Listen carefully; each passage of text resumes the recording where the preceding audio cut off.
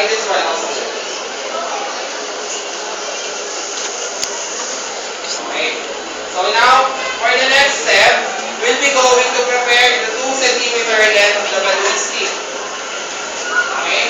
I'll put this one, and then at the center part, which is the whole part, I'll use the screw, the Phillips screw. And then, of course, using the Phillips screwdriver, I will tie our galvanized iron sheet. Okay, this is the balloon stick. And then on the other side also, okay, I'll be doing this part. Make sure that there is no tapping or no connection with regards to the both galvanized iron sheets. Okay, for this one, okay, okay, and then to close the connection between.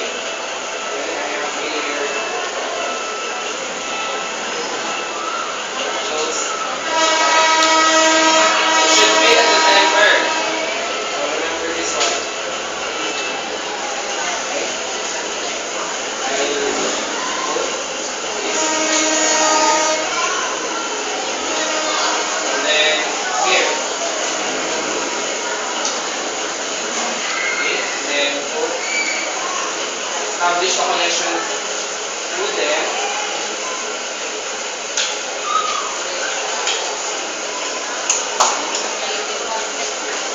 This one. Based on my sketch, I have established this part, right? And now we'll be going to our nail flat. So remove first the insulation. Okay. And then the strategy on doing the lines 1 and 2 is that you will first loosen both the screws. I will first start with this screw. And then I will insert this one inside. Okay. And then as I lose my screw, I'll tie it inside. Okay. So the strategy on doing this is that you will first split this wire into half, and then there you go. And then for the last part, here. Okay, and then tie the screw to make sure that there is a connection. You follow us? Yes. Okay. Leaders, get ready because you'll be doing your own improvised tester later. Improvised water heater later. Okay? And then, I will tie this one up using my screwdriver.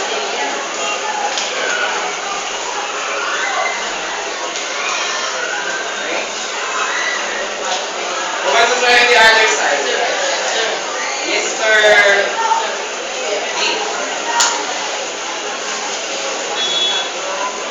Remember the strategy on having your wires inside. Yes, Mr. D.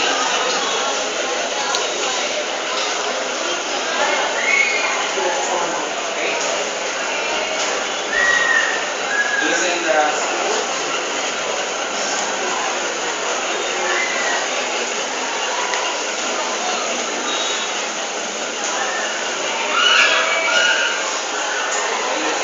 First, and then split.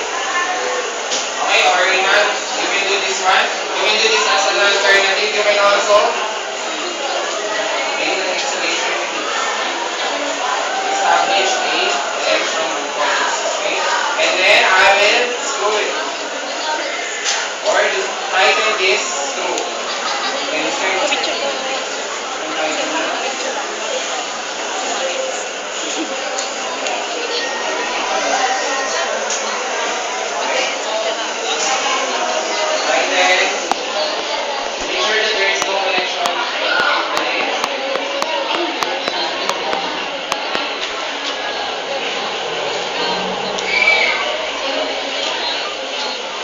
Project seems so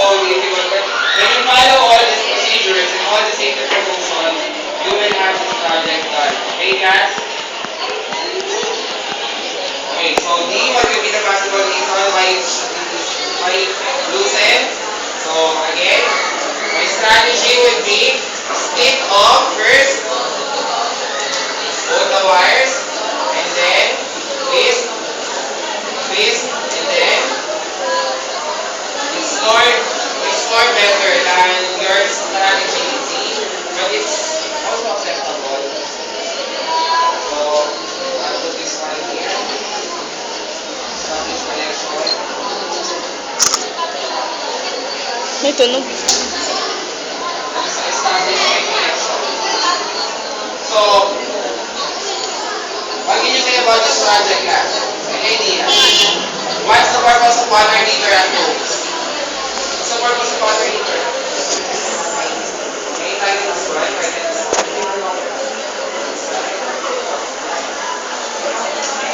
Tighten.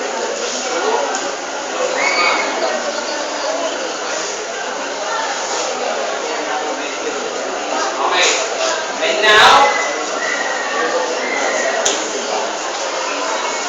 that the screws are tightened well, then now put our installation. And then our improvised water heater is now achieved. But of course, I should consider first, again, my safety precautions. This is what the testing part. Okay? Or the short test. The short test, in other words, when there is a short, I shouldn't try this one because this will what? Explode. Okay? Using my multi-tester. That multi-testers comes into different forms. This one is the digital and this one is the analog. Okay? I'll use this one.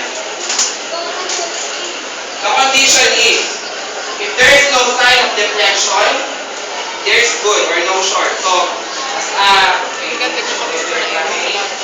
I calibrate first this one, and then once I put here, if there is a deflection, don't try this one. Is there a deflection? No. So that's our product. Finally, I have my what water?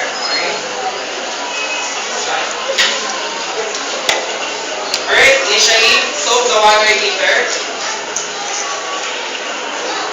Padaan. Let's see for the result. If the water went up. So let's have a recap on our initial parts of a project plan. Can you please elaborate the recap of some of our parts of the project plan? Yes, Mr. Aaron. What's the first part? What's the first part? The name of the project. The second part? The objectives. The next one? The design of the project. And then the next one? Materials needed. And then so now, are you ready? Yes! We'll wait for this one to boil and then you will do your own improvised water heater. Our goalkeeper for today, Mr. David, kindly prepare all the materials that will be needed by your classmates. I think the project will be next.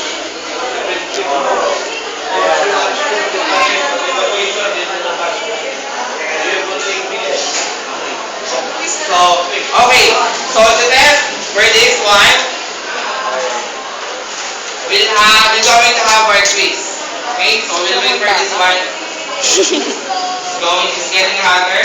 So, this one. Ask your classmate. Okay, and then Mr. Ino, Mr. Rodolfo. Dapat, already done.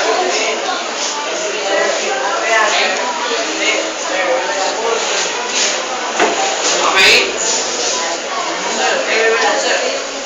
Okay, in 3 minutes, answer my quiz. Okay?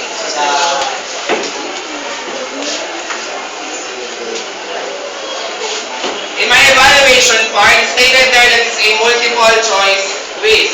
So for the direction, read the statements carefully and completely and choose the correct answer. Encircle the letter of your choice. Okay? Follow the correct.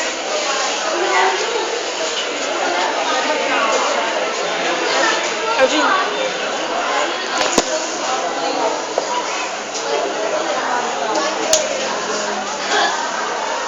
There is no grounding here.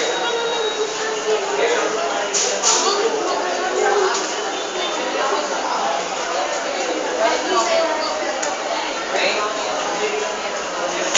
For 3 minutes class, read all questions carefully and completely. Okay? My evaluation part composed of the what, the why, and the how questions. That is to build your knowledge, skills, and attitude. Okay? Is all hands ready? 3 and 2 minutes left.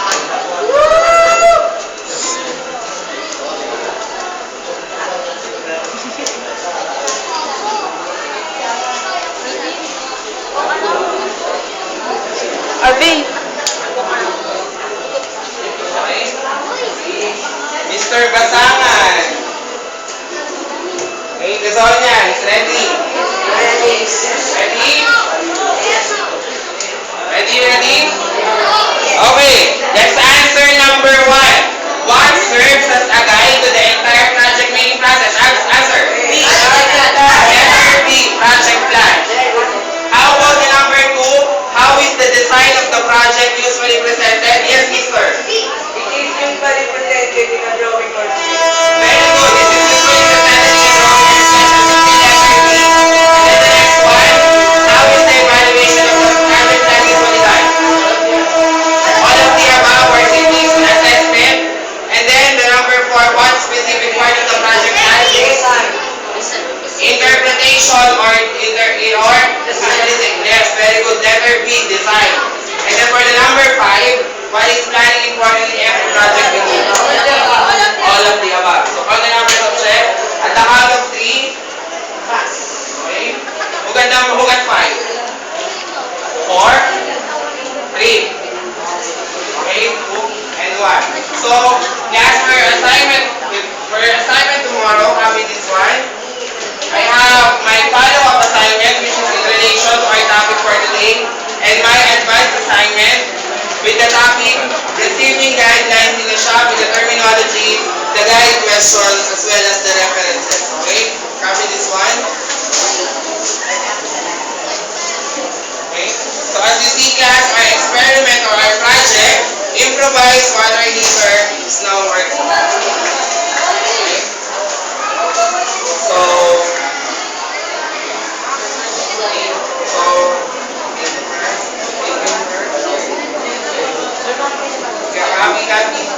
copy first.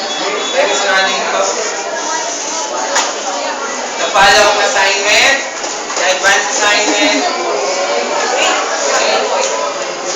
the guide questions as well as the references. Copy this one. Our next topic will be receiving guidelines in the shop, so make a research on how it is, on what are the common receiving guidelines in the shop, how are these guidelines executed in a given manner, and why is it important to follow all these guidelines. And then for your references, electrical installation and maintenance, H12 Basic Education Module, pages 15 to 16.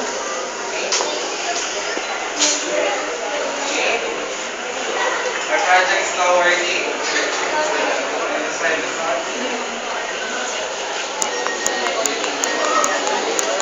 Okay, 1 minute, done?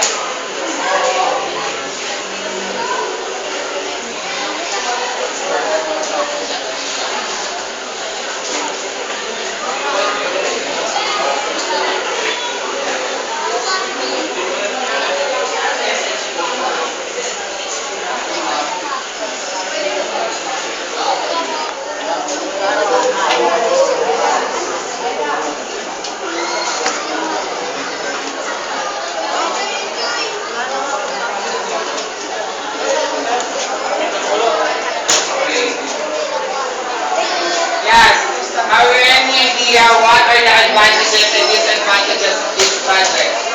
Okay, with this project, the advantages would be electricity is always present in our house, right? But what would be the possible disadvantages in this water heater? Yes.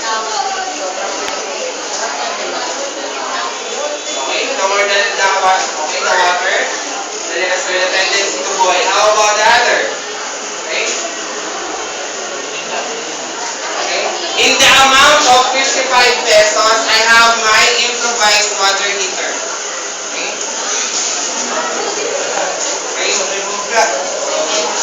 Okay?